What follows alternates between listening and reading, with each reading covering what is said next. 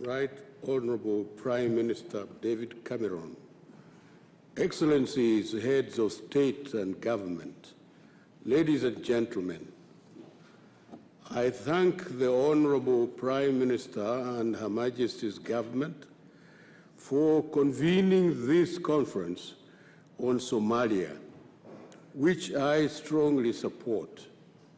The meeting convenes at a defining moment in the history of Somalia.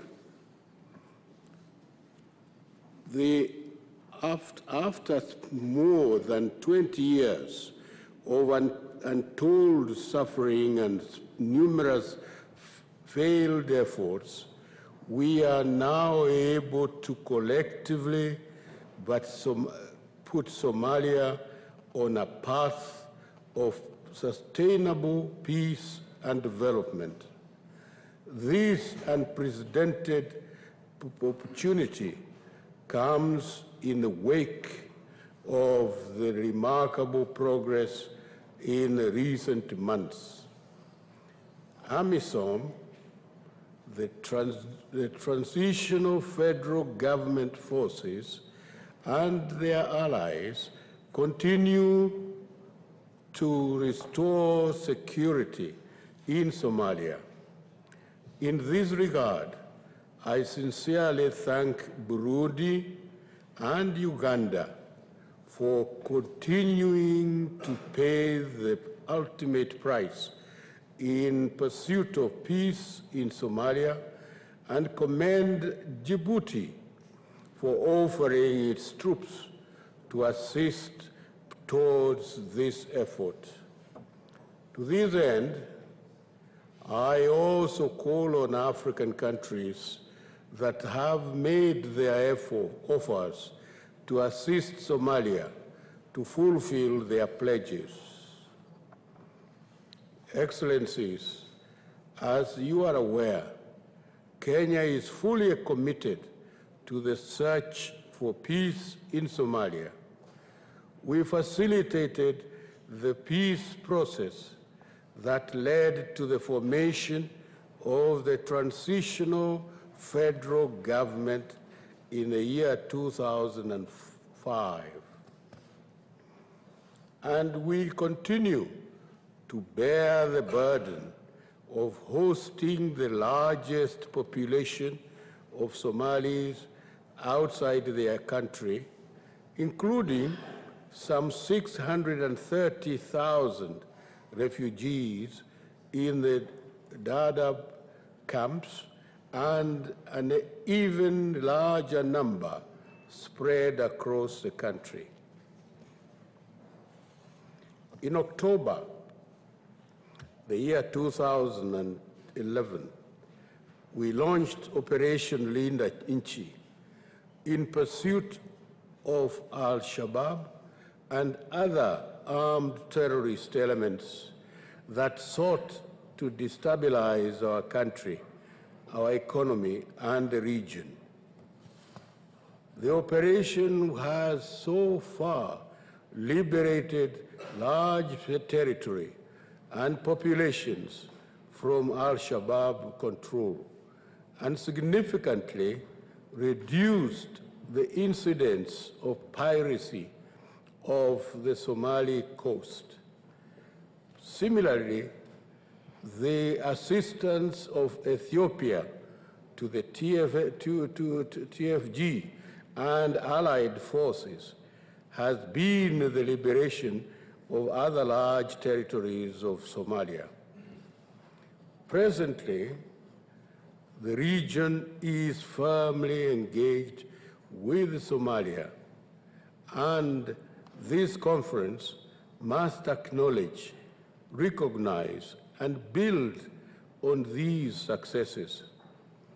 We must agree on activities and programs to consolidate peace, support legitimate, inclusive political process, jumpstart recovery, the rule of law, and development in Somalia.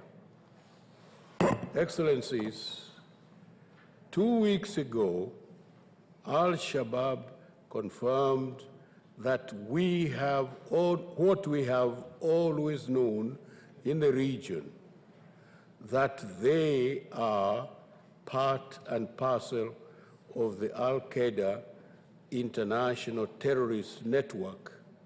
Ladies and gentlemen, this is a wake-up call to the international community. We have recently apprehended a number of foreign fighters within the Al-Shabaab ranks. Clearly, a new and more dangerous theater for terrorist action has emerged in Somalia, and this calls for focused and concerted international efforts. Kenya welcomes the United Nations Security Council Resolution number 2036 of the year 2012 that has reviewed the AMISOM future preparations in Somalia as recommended by the African Union. It should be noted, however, that the resolution does not provide for a maritime component. Yet, this is critical to the eventual success of the campaign in Somalia, as well as the fight against piracy and international terrorism. Your Excellencies, the development of a Somali national security force is vital to guaranteeing its long-term security and stability. In this regard, there is need to support the setting up of a nuclear Somali armed force. This demands that the international community facilitates the immediate integration of the various trained units into the TFG force. Such action will also enable the TFG to take effective control of the liberated areas. On the issue of piracy, I wish to reiterate Kenya's commitment to continue playing our role in pirates' offender management. However, this must be guided by the principle of burden sharing. We therefore welcome the opportunity to work together on the modalities for achieving this.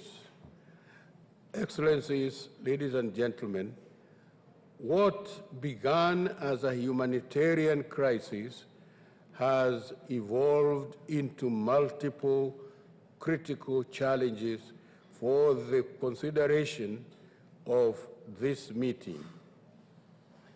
The size of the Somali displacement in Kenya far outweigh our capacity to carry. It is adversely impacting on our political and socio-economic dynamics.